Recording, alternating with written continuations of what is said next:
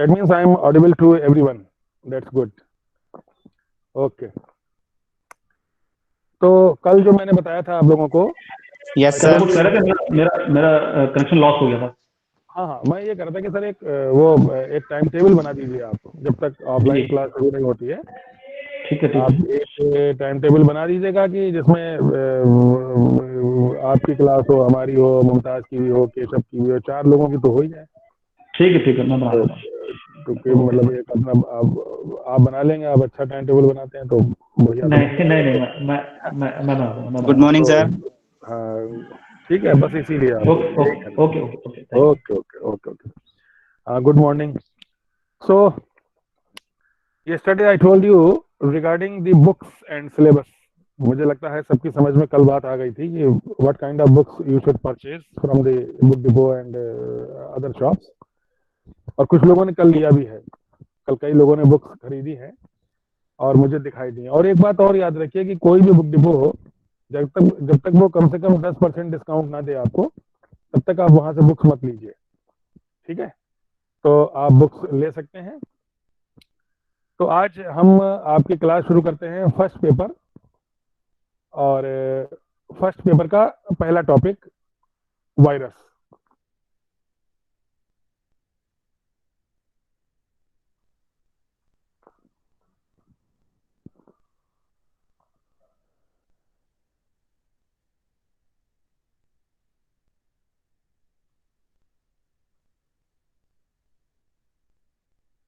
आप लोगों को स्लाइड दिख रही है सबको?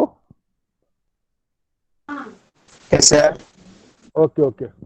So this is virus. I am going to describe you regarding the virus. You have already been studied in class 11th and 12th. आप लोग 11वीं 12वीं क्लास में आपने इसको पढ़ा होगा वायरस के बारे में। तो वायरस आपके फर्स्ट पेपर का पहला टॉपिक है। तो जिस टॉपिक को आप लोगों ने आज तक इससे पहले पढ़ा भी होगा कभी, उसको आप देखिए कि असल में आपको पढ़ना कैसे चाहिए था। जब कोई टॉपिक आप पढ़ते हैं, जब कोई चीज आप पढ़ते हैं, तो उसको पढ़ने के पीछे क्या क्या बातें होती हैं जो दरअसल आपको, क्या आपको मेरा साउंड स्लो आ रहा है?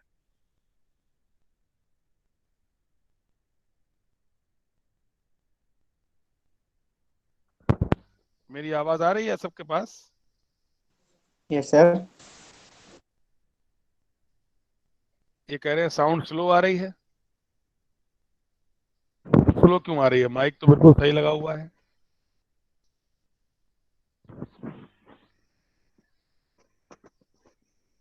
अभी आ रही है सही? Yes sir. ठीक ठीक ठीक ठीक, ओके। सो वायरस आज आपका पहला चैप्टर है। ठीक है, आपकी अटेंडेंस सबकी हो चुकी होगी, आप लोग पहले भी अटेंडेंस दे चुके होंगे। और आज हम वायरस से आपकी बात शुरू करते हैं। स्लाइड सबको दिखाई दे रही है? जो स्लाइड आपको इंपॉर्टेंट लगे या जहां पर आपको ये लगे कि ये चीज इंपॉर्टेंट है, आप उस स्लाइड का स्क्रीनशॉट ले सकते हैं।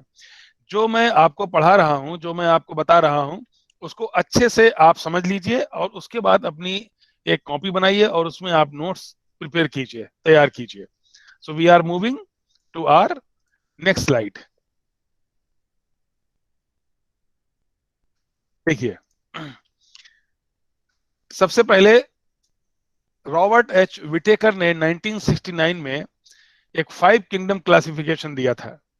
ये स्लाइड आप सबको अच्छे से दिखाई दे रही होगी।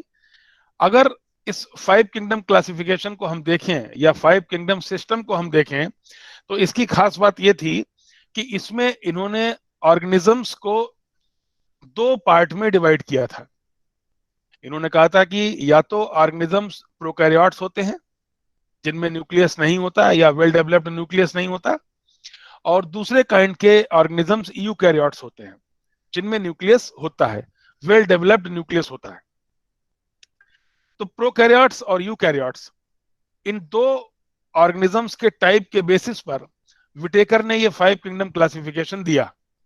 और इस 5 किंगडम क्लासिफिकेशन में जो करेक्टर्स स्टडी किए गए, उन करेक्टर्स का नाम है cell type, nuclear envelope, cell wall, mode of nutrition, multicellularity and genetic recombination if present. ठीक, इन 5-6 करेक्टर्स के बेसिस पर ऑर्गेनिजम्स के 5 किंगडम्स बताए गए। इन 5 किंगडम्स में पहला किंगडम था मोनेरा, दूसरा प्रोटिस्टा, तीसरा फंजाई, चौथा प्लांटी और पांचवा एनिमेलिया।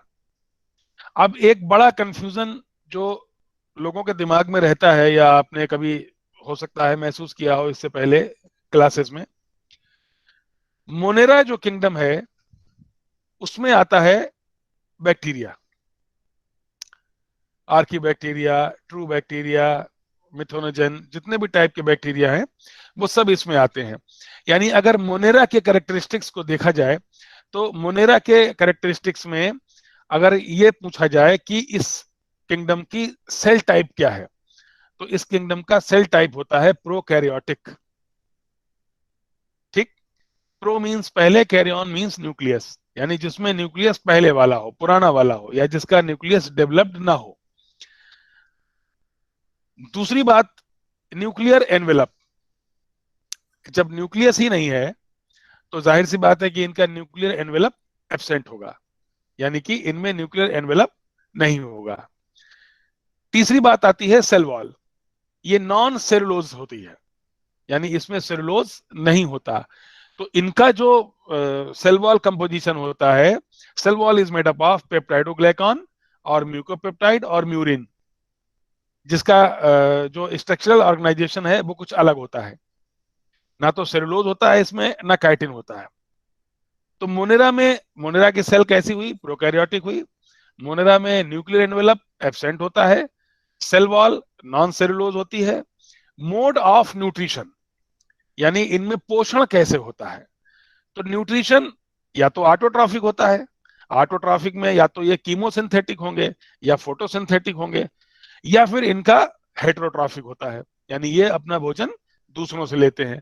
अगर ये भोजन खुद बनाते हैं, जिसको हिंदी में बोलते हैं स्वपोषी, that means they are autotrophic. और अगर ये दूसरों से लेते हैं तो ये हुए परपोषी, तब इसको कहेंगे हम हेटेरोट्रॉफिक। मल्टीसेलुलरिटी टोटली एब्सेंट, यानी कि मोनेरा किंगडम में वही ऑर्गेनिज्म आएंगे जो यूनिसेलुलर होते हैं। इनमें मल्टी सेलुलरिटी किसी भी लेवल पर नहीं पाई जाती, और किसी भी मोनेरा के ऑर्गेनिज्म में मल्टी सेलुलर कंडीशंस नहीं पाई जाती।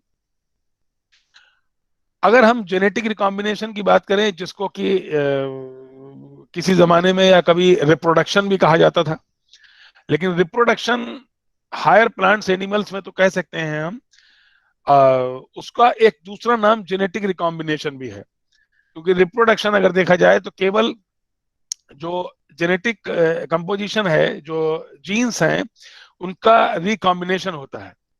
जब जीन्स आपस में मिलते हैं तो एक नया ऑर्गेनिज्म डेवलप होता है, this is called genetic recombination, जिसको हम रिप्रोडक्शन भी कह सकते हैं, लेकिन हमको जेनेटिक रिकॉम्बिनेशन कहना चाहिए। और इसका एग्जाम्पल हुआ बैक्टीरिया। यानी कि अगर कोई आपसे ये पूछे कि बैक्टीरिया किस किंगडम में रखा गया है, तो विटेकर के अनुसार इसको मोनेरा में रखा गया है। इसका सेल कैसी होती है? इसकी सेल प्रोकैरियोटिक होती है। न्यूक्लियर एनवेलप एब्सेंट होता है, सेल वॉल नॉन सेलुलोज होती है। किसकी बनी होती है? पेप्टाइडोग्लाइकन और म्यूकोपेप्टाइड की। मोड ऑफ न्यूट्रिशन ऑटोट्रॉफिक या heterotrophic. Multicellularity absent.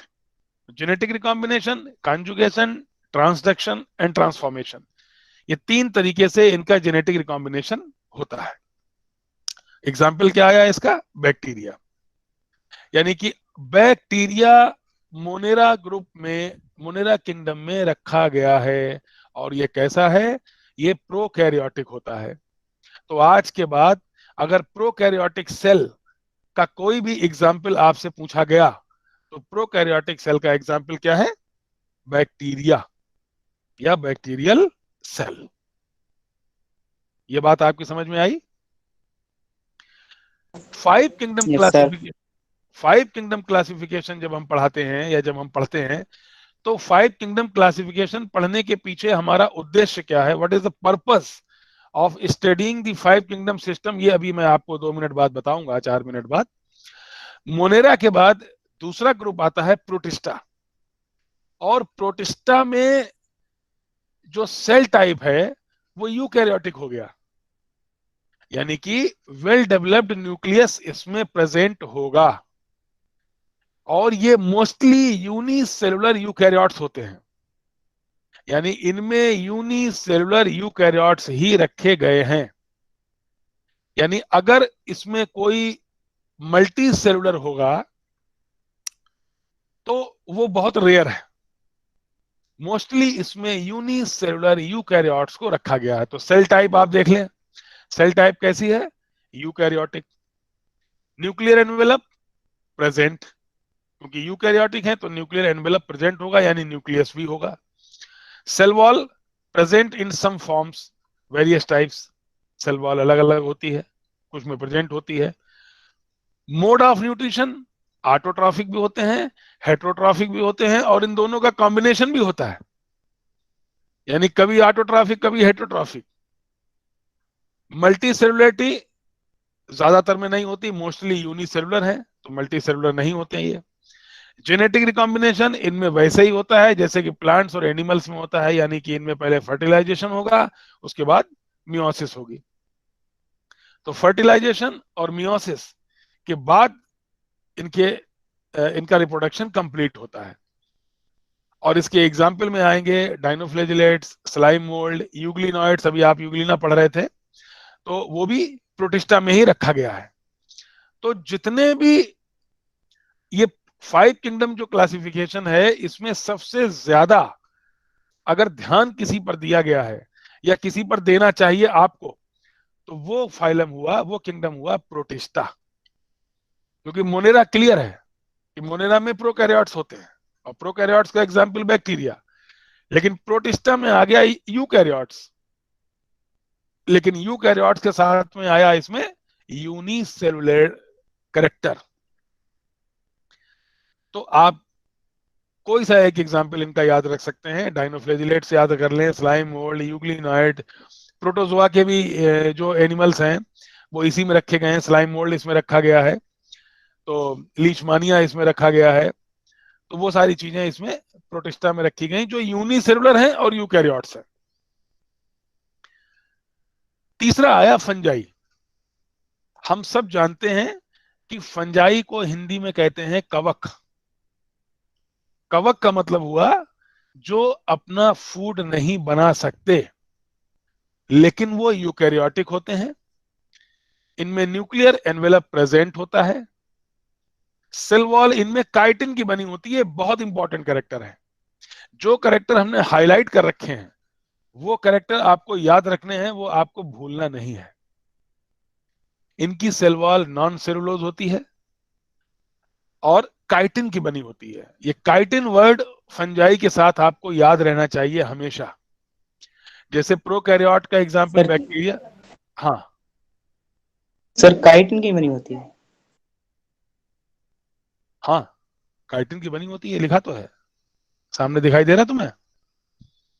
Yes sir. तुम्हें काइटिन दिखाई दे रहा है? Yes sir. तो जो बात हम बोल रहे हैं उसको रिपीट क्यों कर रहे हो? फंजाई की सेल वॉल काइटिन की बनी होती है। मोड ऑफ न्यूट्रिशन हेट्रोट्रॉफिक, यानी ये स्वपोषी नहीं होते, they are strictly heterotrophic, they are not autotrophic. ये अपना फूड नहीं बना सकते, और अपना फूड नहीं बना सकते इसका क्या मतलब है बताओ मुझे Aditi Gupta? They can not make their own food. Fungi can not make their own food. Tell me why?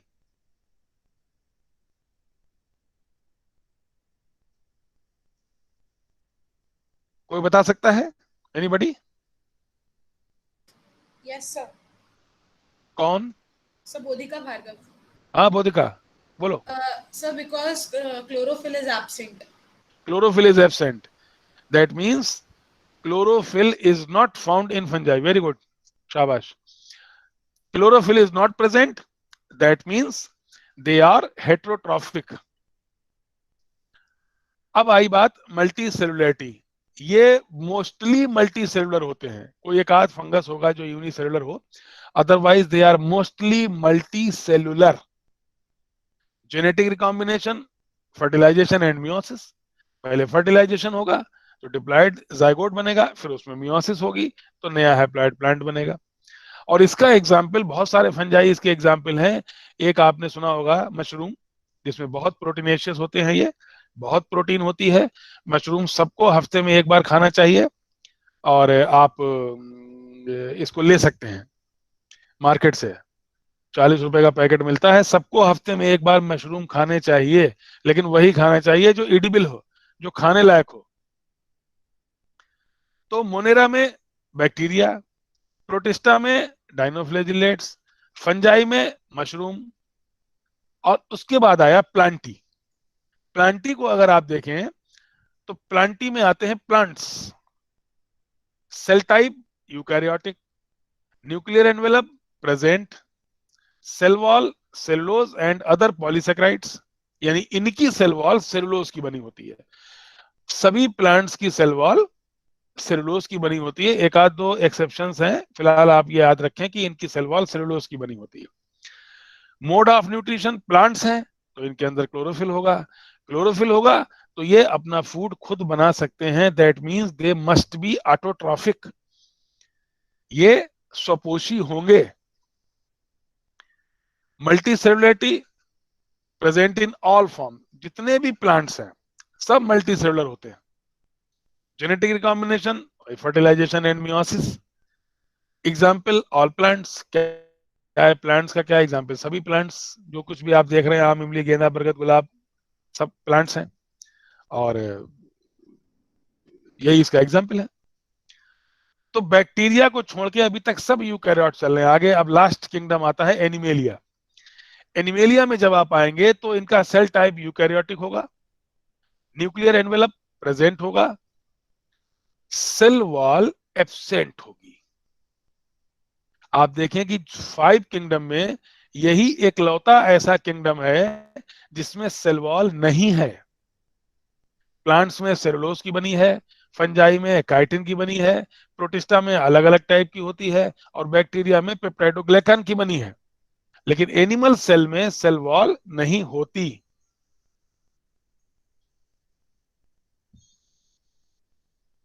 Animal cell में सेल वॉल नहीं होती। Genetic recombination, mode of nutrition heterotrophic होता है, क्योंकि इनमें क्लोरोफिल नहीं होता, ये अपना फूड नहीं बना सकते, इनको फूड बाहर से लेना ही पड़ेगा, तो ये हेटरोट्रॉफिक होते हैं। मल्टी सेलुलरिटी, सभी मल्टी सेलुलर होते हैं। Multicellularity is present in all forms. Genetic recombination is similar to plants, and example all animals, सारे एनिमल्स इसमें एग्जाम्पल होंगे। तो ये जो 5 किंगडम क्लासिफिकेशन है, इसको मैंने क्यों बताया आपको? इसको आपको बताने के पीछे मेरा उद्देश्य है वो ये है कि आप अगर गौर से देखो तो इनमें वायरस कहीं नहीं है।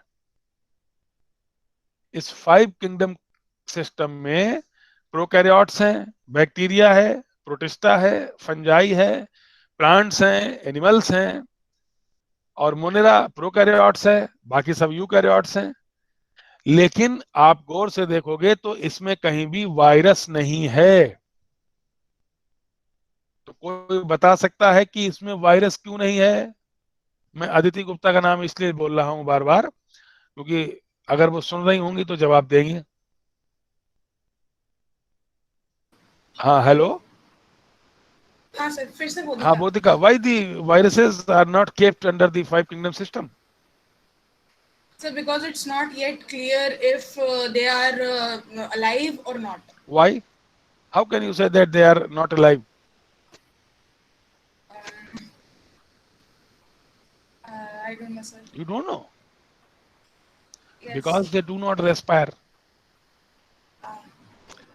If an organism is not able to respire, if it cannot show respiration, that means they are dead. Okay? That means they are not alive. Okay. Yeah. That's why it is not alive. Thank you, sir. And Aanchal Rathore, yes, you are absolutely correct. They are non-cellular. That is why they are not kept under any head, under Monera, Protista, fungi, Plantae, Animalia. So I think this 5 kingdom system is very clear, and this is very important. You must take the screenshot of this slide and draw on your fair copy. अपनी copy पर इसको draw कीजिए. अगर ये बात आपकी समझ में 5 किंगडम सिस्टम की आ गई हो तो शैल वी मूव, आगे बढ़े हम लोग.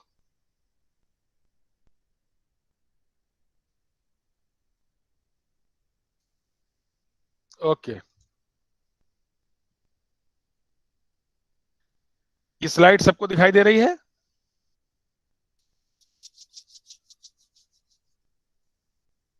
Okay, Yes. So now, okay. So now we move on. Virus. What the virus is? What the virus is? सबसे पहले हमको पता होना चाहिए कि वायरस शब्द का मतलब क्या होता है. पाश्चर का नाम सबने सुना होगा. लुईस पाश्चर का नाम सबने सुना है ना? सबने सुना होगा, जो उन्होंने एक्सपेरिमेंट किया था 11th 12th में, शायद आपको बताया गया होगा. पाश्चर ने बताया था, ये जो नाम वायरस है ये पाश्चर ने दिया था. और अगर आप पहले पॉइंट को गौर से देखेंगे तो आपको पता लगेगा Pasteur gave the name virus, and the name virus एक लैटिन शब्द है जिसका मतलब होता है वेनम और पॉइजनस फ्लूइड. यानी वायरस का मतलब होता है पॉइजन या जहर. और इवानोवस्की ने सबसे पहले टोबैको मोज़ेक वायरस के बारे में बताया था. तो who discovered virus? Ivanovsky. And who gave the name virus? Pasteur. उसके बाद आए बेजरिंक. बेजरिंक ने कहा कि this is contagium vivum fluidum. ये लैटिन भाषा के तीनों शब्द हैं. कॉन्टेजियम मतलब छुआछूत, जो छूने से फैले. वाइवम का मतलब होता है लिविंग, जो जीवित है. और फ्लूइडम का मतलब होता है लिक्विड, तरल. ये छूने से फैलने वाला एक ऐसा जीवित तरल पदार्थ है. ये बात बताई थी बेजरिंक ने. अब आप गौर से देख रहे होंगे कि इस पूरी स्लाइड में हर चीज इंग्लिश में लिखी हुई है सीधे सीधे, लेकिन कॉन्टेजियम वाइवम फ्लूइडम ये इटैलिक में लिखा हुआ है, तिरछा लिखा हुआ है. तो ये इटैलिक में क्यों लिखा हुआ है? ये इटैलिक में इसलिए लिखा हुआ है कि जब कोई चीज इंग्लिश में लिखी होती है तो हम लोग उसको डिक्शनरी में ढूंढना शुरू कर देते हैं. लेकिन अगर कोई चीज इंग्लिश में इटैलिक में लिखी हुई है तो इसका मतलब ये होता है कि ये लेटर्स तो भले इंग्लिश के हैं, लेकिन ये वर्ड इंग्लिश के नहीं है. इसको डिक्शनरी में मत ढूंढिए आप. ये लैटिन भाषा के शब्द हैं या किसी और भाषा के शब्द हैं. तो बेजरिंक ने इसको कॉन्टेजियम वाइवम फ्लूइडम कहा. स्टैनले मिलर का भी नाम आपने सुना होगा. स्टैनले मिलर ने सबसे पहले वायरस को क्रिस्टलाइज किया, क्रिस्टल के रूप में वायरस को रखा. उसके बाद देखिए लिखा है, viruses did not find a place in classification since they are not considered true living. चूंकि ये जीवित नहीं है इसीलिए इनको 5 किंगडम क्लासिफिकेशन में नहीं रखा गया. ये सिंपल होते हैं, ये नॉन सेलुलर होते हैं. ए सेलुलर की जगह आप शब्द इस्तेमाल कीजिए नॉन सेलुलर. इनमें सेल नहीं होती. तो या तो सेल प्रोकैरियोट होती है या यूकैरियोटिक होती है. और जब कोई सेल ही नहीं होती तो जाहिर सी बात है ये नॉन सेलुलर हुए और ये जीवित नहीं हुए. तो ये कैसी इंटाइटीज हैं, कैसे प्राणी हैं? नॉन सेलुलर है. ऑब्लिगेट इंट्रासेलुलर पैरासाइट्स हैं. Obligate intracellular parasite. ऑब्लिगेट का मतलब होता है जो हमेशा, इंट्रासेलुलर सेल के अंदर, पैरासाइट परजीवी. जो किसी सेल के अंदर से अपना भोजन लेते हैं वो वायरस होते हैं. वायरस बाहर से भोजन नहीं ले सकता. अगर इसको फूड चाहिए तो it needs to interact with your internal cells. इसे आपके शरीर के अंदर जाना पड़ेगा. इसीलिए वायरस का होस्ट हमेशा लिविंग होता है. वायरस डेड पर अटैक नहीं करते, क्योंकि वायरस जब तक लिविंग सेल से बाहर हैं तब तक ये खुद डेड हैं. जब ये लिविंग के अंदर आएंगे तब ये अलाइव होते हैं. और ये स्मॉलर देन प्रोकैरियोटिक सेल्स होते हैं, प्रोकैरियोटिक सेल से स्मॉल होते हैं, मेड अप ऑफ डीएनए और आरएनए। ये बहुत इंपॉर्टेंट बात है, या तो इनमें डीएनए होगा या आरएनए होगा, दोनों कभी नहीं होंगे। या तो डीएनए होगा या आरएनए होगा। केवल वायरस ही ऐसे ऑर्गेनिज्म है जिसमें या तो डीएनए होता है या आरएनए होता है, दोनों कभी नहीं होंगे। और ये एक प्रोटीन कोट के अंदर होंगे, एक प्रोटीन का आवरण होगा, उस प्रोटीन के आवरण को हम बोलेंगे कैप्सिड। सबसे छोटा सबसे बड़ा वायरस स्मॉल पॉक्स वायरस, ये सबसे बड़ा होता है, 200 नैनोमीटर का होता है, 200 नैनोमीटर्स। और पोलियो वायरस ये स्मॉलेस्ट वायरस, सबसे छोटा वायरस है, ये 28 नैनोमीटर का होता है, 28 नैनोमीटर का होता है। तो small pox virus is largest 200 nanometre, polio virus is the smallest 28 nanometers. A fully assembled infectious virus is called a virion. ये बात बहुत अच्छे से समझ लो, इस बात को सबको समझना चाहिए। ये जो लाइन लिखी हुई है, a fully assembled infectious virus is called a virion, इसका क्या मतलब हुआ? कोई इस लाइन को मुझे बता सकता है कि ये लाइन उसकी समझ में आ गई?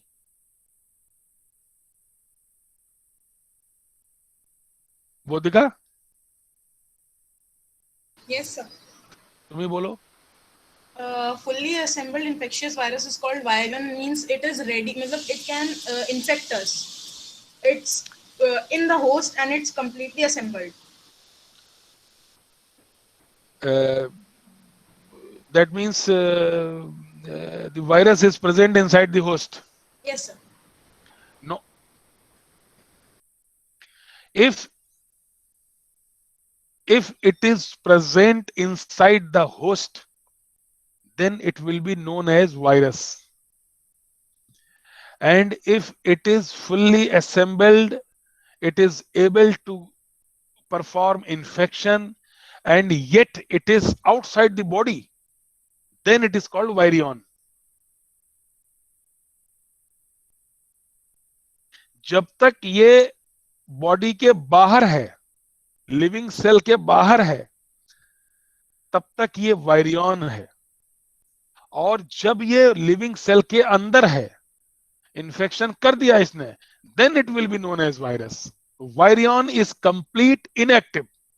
It is complete, but it is inactive because it is found outside the body. जब तक ये शरीर के बाहर है और इन्फेक्शन कर सकने में सक्षम है, कर सकता है, तब तक ये वायरियन है। और जब ये शरीर के अंदर पहुंच गया, तब ये वायरस है। बोधिका, तुम्हें कोरोना तो नहीं हुआ? Sir, no, sir. तो कोरोना तुम्हारे लिए अभी वायरियन है। Yes, sir. बात आ गई समझ में? Yes, sir. और अमिताभ बच्चन के अंदर पहुंच गया था, उसके लिए वायरस है। अमिताभ बच्चन के लिए वायरस है। वायरियन एंड वायरस, ये कॉन्सेप्ट समझ में आ गया? Yes, sir. मुझे लगता है सबकी समझ में आ गया होगा। और जब तक ये कंप्लीट है, इनएक्टिव है, आउटसाइड द बॉडी है, तब तक ये वायरियन है। और जब ये बॉडी के अंदर है, तब ये वायरस है। और एक बात और समझने वाली है, जब ये बॉडी के अंदर जाता है, अच्छा, किसी भी वायरस में दो चीजें होती हैं, मैंने अभी बताया, या तो डीएनए या आरएनए में से एक होगा और एक कैप्सिड होगा, प्रोटीन कोट। दुनिया का कोई भी वायरस हो, वो न्यूक्लियो प्रोटीन का बना होता है, यानी एक न्यूक्लिक एसिड। न्यूक्लिक एसिड कौन कौन से? डीएनए या आरएनए, इनमें से एक होगा, और एक प्रोटीन कोट कैप्सिड। इन दो से मिलके ही वायरस बनता है। और जब वायरस अंदर जाता है, जब शरीर के अंदर पहुंचता है वायरस, तब प्रोटीन कोट अंदर नहीं जाता, डीएनए या आरएनए अंदर जाता है। तो जिसको हम वायरस बोल रहे हैं, वो दरअसल केवल जेनेटिक मटेरियल है वायरस का। ठीक है? तो it can reproduce a fully assembled infectious virus is called a virion, and it can reproduce in only a small group of closely related species. इस लाइन का मतलब यह है कि ये कुछ स्पीसीज पर ही अपना असर दिखा सकते हैं जो क्लोजली रिलेटेड हैं। अब यहां पर इस बात को समझने की जरूरत है कि क्लोजली रिलेटेड स्पीसीज का क्या मतलब है। आपने पढ़ा होगा foot and mouth disease virus, या कोई वायरस प्लांट्स पे लगता है, कोई वायरस एनिमल्स पे लगता है, कोई वायरस ह्यूमन बींग्स पे होता है, एड्स ह्यूमन बींग्स को होता है, कोरोना ह्यूमंस को हो रहा है। क्या कोरोना वायरस जानवरों को भी हो रहा है, एनिमल्स को या प्लांट्स को हो रहा है? कोई बताए मुझे।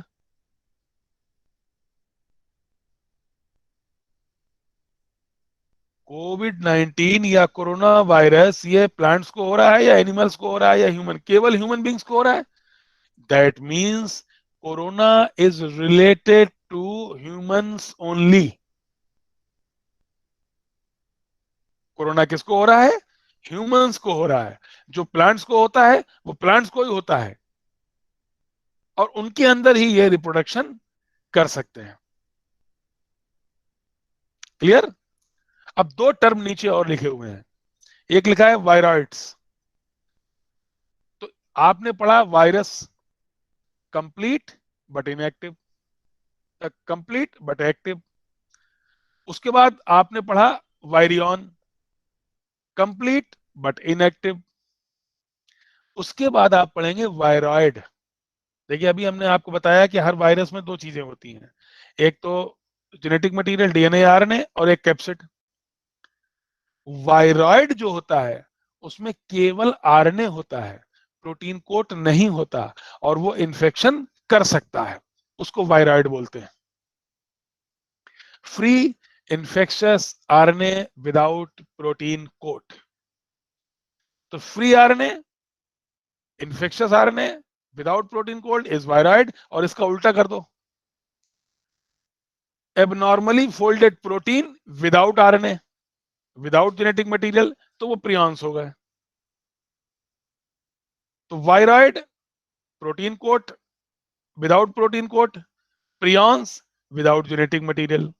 तो यहां पर वायरस से संबंधित चार चीजें कम से कम है। ये स्लाइड बहुत इंपॉर्टेंट है और बहुत याद रखने वाली है। Virus complete active, virion complete inactive, viroid free without protein coat, free RNA without protein coat, prions abnormally folded protein without genetic material. Virus के बारे में इतनी बातें आपको जानना बहुत जरूरी है। ये बात उम्मीद है मुझे आप सबकी समझ में आ गई होगी। और अगली स्लाइड को अगर आप देखोगे तो यहां पर आपको दिखाई दे रहा है, जो पहला डायग्राम आपको दिखाई दे रहा है हेलिकल सिमेट्री वाला, और दूसरा दिखाई दे रहा है आइकोसाहेड्रल सिमेट्री वाला। तो ये जो हेलिकल सिमेट्री वाला है ये टोबैको मोज़ेक वायरस है, टीएमवी है। तो all viruses have a nucleocapsid, nucleic acid and protein, अभी मैंने बताया आपको। The symmetry may be icosahedral और helical rod shaped. Helical symmetry is seen in nucleocapsids of many filamentous and pleomorphic viruses, जैसे कि TMV tobacco mosaic virus helical होता है, और आइकोसाहेड्रल किसका होता है? ई कोलाई वायरस का। बिल्कुल लास्ट वाली लाइन देखेंगे तो आपको ई कोलाई वायरस उसमें दिखाई देगा। तो ये आप डायग्राम टीएमबी का तो जरूर बना लीजिए डायग्राम। आप टीएमबी का डायग्राम तो बेहद जरूरी है, आपको बनाना ही पड़ेगा। और ये याद रखिए, आप केवल हेलिकल सिमेट्री एक लाइन लिख सकते हैं आप, उसके आगे example TMV, आइकोसाहेड्रल symmetry, E coli example लिख दीजिए और ये बना दीजिए। ये हुआ वायरस का शेप एंड सिमेट्री।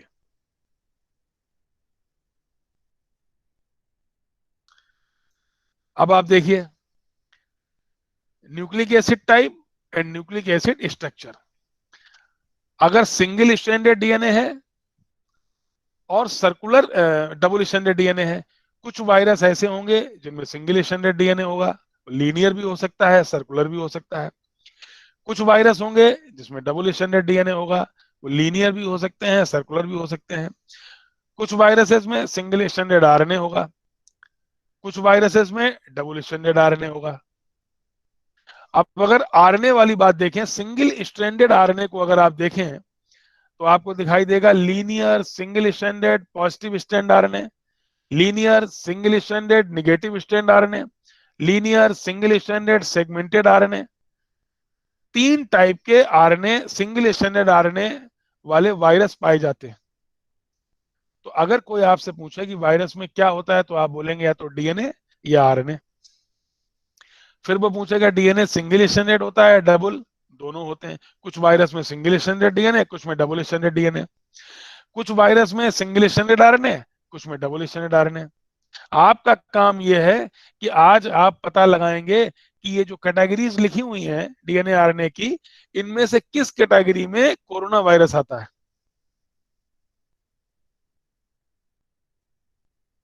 कोई बता सकता है मुझे अभी? बताओ स्नेहा अवस्थी।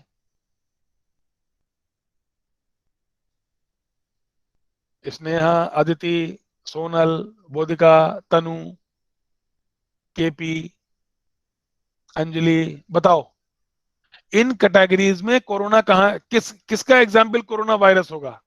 कौन बताएगा मुझे?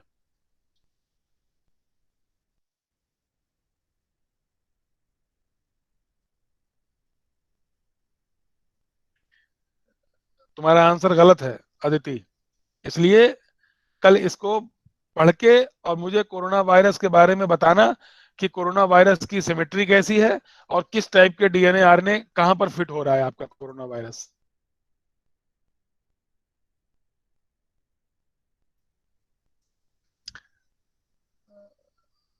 हाँ, आरएनए होता है रिका, बिल्कुल सही कहा तुमने, आरएनए होता है। अब देखिए आप, कुछ कॉमन वायरसेस, हाँ ये भी सही है अनुज, सिंगल स्टैंडर्ड आरएनए होता है, लेकिन सिंगल स्टैंडर्ड आरएनए की तो 3 कैटेगरी बताई मैंने। तो देख के मुझे कल बताना कहाँ फिट हो रहा है। ये कुछ वायरसेस हैं और उनके करेक्टर्स हैं, जैसे पिकोरना वायरिडी। तो पिकोरना वायरिडी का जीनोम साइज 7 से 8 kilo base, nucleic acid RNA, strandedness single, capsid symmetry icosahedral, और होस्ट रेंज एनिमल। तो ये एक छोटी सी टेबल है जो आप, इसमें कहीं पर आप कोरोना वायरस जरूर फिट करें। आप देखें कि कोरोना वायरस किस में आता है, उसका जीनोम साइज क्या है, उसका न्यूक्लिक एसिड कैसा है, उसका स्टैंडर्डनेस कैसी है, उसकी कैप्सिड सिमेट्री कैसी है, और उसकी होस्ट रेंज क्या है। तो ये टेबल भी आप नोट कर सकते हैं और आपके काम आ सकती है।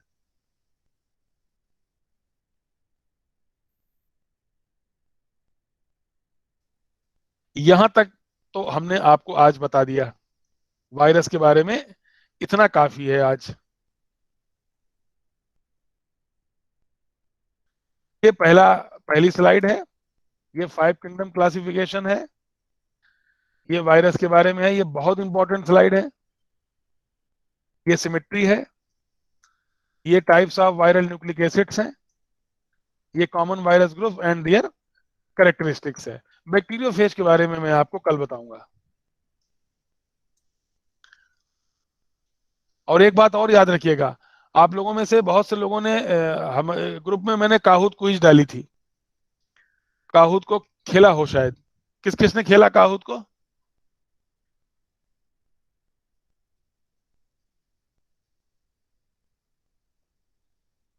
काहूत को तुमने डाउनलोड कर लिया? अक्षत, बोधिका, काहूत आपके मोबाइल में डाउनलोड है? काहूत खेलना आ गया आपको? ठीक है, ठीक है, ज्यादातर लोगों को काहूत खेलना चाहिए और डाउनलोड करके अपने मोबाइल में आप रख लीजिए। और अभी मैं जो कुछ भी पढ़ा रहा हूं, जैसे वायरस में पढ़ा रहा हूं, तो वायरस की काहूत को इस तैयार करूंगा और वायरस की काहूत को इस ग्रुप में डाल दूंगा। लेकिन याद रखना कि उसमें पहले 50 प्लेयर्स ही खेल सकते हैं, फिर मुझे दोबारा डालना पड़ेगा। तो ये पूरी प्रैक्टिस में करवा दूंगा आपको, हर टॉपिक जो मैं आपको पढ़ाऊंगा उसकी क्विज आपको मिलेगी करने के लिए, ठीक है? और आप उस क्विज को करेंगे। अब बताइए, आज जो भी वायरस मैंने आपको जितनी भी बातें बताई वायरस के बारे में, सारी समझ में आ गई आपको? कोई ऐसी बात जो आपको समझनी है या पूछनी है तो यू आर मोस्ट वेलकम। बताओ क्या पूछना है वायरस के बारे में। क्या जानना सर चाहते हैं? हाँ बोलो, कौन? सर बोधिका हाँ बोधिका बोलो।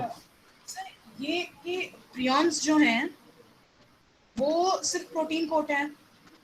क्या चीज? प्रियॉन्स जो हैं वो सिर्फ प्रोटीन कोट्स हैं। एबनॉर्मली फोल्डेड प्रोटीन्स, हाँ प्रोटीन बिल्कुल कोट है सही। तो उसके अंदर जेनेटिक मटेरियल एब्सेंट है तो क्या वो इन्फेक्शियस होंगे? बिल्कुल इन्फेक्शस होंगे तभी प्रियॉन्स कहलाएंगे, अगर इन्फेक्शस नहीं है तो प्रियॉन्स नहीं होंगे वो। तो जेनेटिक मटेरियल के अलावा प्रोटीन कोड भी अफेक्ट कर सकते हैं। यही तो खास बात है कि अंदर तो जाता है केवल जेनेटिक कोड, जेनेटिक मटेरियल। तो अंदर तो हाँ, भाई जब जब कोई वायरस इन्फेक्शन करता है तो उसका जेनेटिक मटेरियल यानी कि डीएनए या आरएनए अंदर जाता है। बात समझ रही हो मेरी तुम? प्रोटीन तो बाहर रहती है। तो जब प्रोटीन बाहर रहती है तो फिर वो प्रोटीन अंदर जाके इन्फेक्शन कैसे करती है? yes. अच्छा क्वेश्चन है ये। तो वही ना, फिर वो कैसे, मेरे ख्याल से तुम यही पूछना चाह रही हो ना? हाँ वो कैसे करता है, इन्फेक्ट क्यों करेगा वो जब उसके अंदर जेनेटिक मटेरियल ही नहीं है? हाँ, जब जेनेटिक मटेरियल ही नहीं है तो फिर वो अंदर इन्फेक्शन कैसे करेगा? तुम बताओ, तुम क्या सोचती हो? उसका प्रोटीन इन्फेक्शियस है। लेकिन प्रोटीन तो अंदर, it can not move inside. कोई प्रोटीन दुनिया की किसी के अंदर नहीं जा सकती, केवल जेनेटिक मटेरियल जाता है। तो फिर कैसे करता है इन्फेक्शन? आरएन पर आरएनए डीएनए के अलावा और कोई होता भी नहीं है जेनेटिक मटेरियल। एक्चुअली जब जेनेटिक मटेरियल अंदर जाता है और अंदर बनाता है ये प्रोटीन, ठीक, जो प्रोटीन अंदर बनती है वो एबनॉर्मल हो जाती है और वो इन्फेक्शन कर देती है। बात आई समझ में कुछ? थोड़ा जो कंफ्यूजन अभी जेनेटिक भी। मटेरियल, जो जेनेटिक मटेरियल अंदर गया, अंदर जाके उसने, जैसे मान लीजिए आपकी बॉडी है, आपकी बॉडी में सेल है, सेल के अंदर डीएनए है, न्यूक्लियस के अंदर, और उस डीएनए का काम है प्रोटीन बनाना, और उस प्रोटीन में अमीनो एसिड लगे हैं, और वो अमीनो एसिड बनते हैं कोडॉन से, और कोडॉन में हो गया म्यूटेशन, अ, तो हाँ ठीक। अमीनो एसिड सीक्वेंस चेंज हो गए, प्रोटीन का नेचर बदल गया, प्रोटीन हो गई dangerous, now it will cause a disease. तो वो जो दिस इज, प्रोटीन है, that protein is known as infectious protein prion. Okay, वो ऑलरेडी बॉडी के अंदर ही फॉर्म हो रहा है। बिल्कुल, बॉडी बाहर से तो जा ही नहीं सकती। Okay okay. बहुत कीमती क्वेश्चन था तुम्हारा, हम तुमने ऐसे ही हल्के में पूछ लिया हमसे। क्लास पढ़ा था तो मैं डिस्कस करता इसको खूब जलवे से, बड़े मजेदार तरीके से, लेकिन कोई नहीं, गुड क्वेश्चन, शाबाश। Thank you sir. ये बहुत बारीक क्वेश्चन था जो अमूमन लोग मिस करते हैं। हाँ, और कोई? तो Bodhika, you are enjoying the classes? Sir I am enjoying the classes. You are enjoying the classes, that's very good. आप, मेरे ख्याल से हम लोग बहुत ये भी नहीं कि हम एक एक घंटे की 2 क्लास लगाएं, और आपको बहुत, क्योंकि आपके इंटरनेट, डेटा, मोबाइल, बैटरी, हर चीज को हम ध्यान में रख रहे हैं, और कंटेंट को भी हम ध्यान में रख रहे हैं कि कंटेंट आपके पास इतना पहुंचे कि आपको चीजें बड़ी आसान सी लगें। लैंग्वेज भी हम कोशिश करते हैं कि it should not be pure English, it should not be pure Hindi, it should be a mix language, और जो आप तक आसानी से हमारी रीच हो पाए और आपकी भी रीच हमारे पास आसानी से हो जाए। तो मेरे ख्याल से सभी लोग क्लासेस को एंजॉय कर रहे होंगे और बात पूरी समझ में भी आ रही होगी। ईशा वर्मा, आपको बात समझ में आ रही है? किसी को कुछ पूछना हो, और शैल बी शट डाउन? कुछ पूछना किसी को है या खत्म करें क्लास? हाँ, एक बात मुझे और कहनी थी। जो लोग भी कॉलेज आ सकते हैं, मान लीजिए 2-4 लोग, 6 लोग, 10 लोग, या किसी समय आपको, तो वो 1 से 2 बजे के बीच, दिन में 1 से 2 के बीच में कॉलेज आ जाएं, तो उनको प्रैक्टिकल के बारे में हम कुछ बातें बता देंगे, तो वो प्रैक्टिकल फाइल अपने घर पे बैठ के बना सकते हैं। अगर कोई आना चाहे तो आ सकता है। सर मैं आना चाहती हूँ। तुम्हारा नाम क्या है? सर ईशा वर्मा। आना चाहती हो तो आ सकती हो, लेकिन 1 बजे से 2 बजे के बीच ओके सर। मैं सर वही कल आ रहूंगा। जाएं, कल आ जाएं हाँ सर। हाँ, कल, कल मत आओ, अगर इतवार को ना हो तो ज्यादा अच्छा रहेगा। हाँ कल नहीं सर, सॉरी मंडे को। हाँ मंडे को आ जाओ, लेकिन 1 से 2 के बीच में, दिन में ओके 1 से 2 के बीच में। सर। ओके और सर। भीड़ नहीं लानी है, 2-4 लोग आ जाओ, हम प्रैक्टिकल के बारे में बता देंगे। Okay sir. तो क्लास खत्म करें अब? ठीक है जानवी चौरसिया, आप आ जाइए मंडे को, जो लोग आ सकते हैं आ जाएं, लेकिन बहुत भीड़ ना आए, ये ध्यान रहे। बाकी लोग मंगल को हेलो। आ जाएं। हेलो। Hello sir. हाँ कौन? Sir Ruby Verma. हाँ बोलो।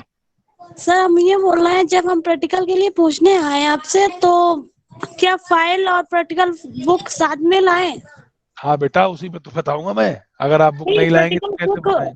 प्रैक्टिकल बुक प्रैक्टिकल की लाओ। बुक, प्रैक्टिकल की फाइल और जी। पेंसिल, इतनी चीजें जरूरी हैं। जी सर। ठीक है। ठीक है सर। ओके। Thanks sir. ठीक है, तो now leave the meeting is over now, you can leave the meeting.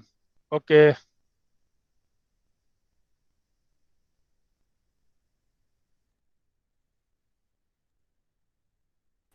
Okay sir.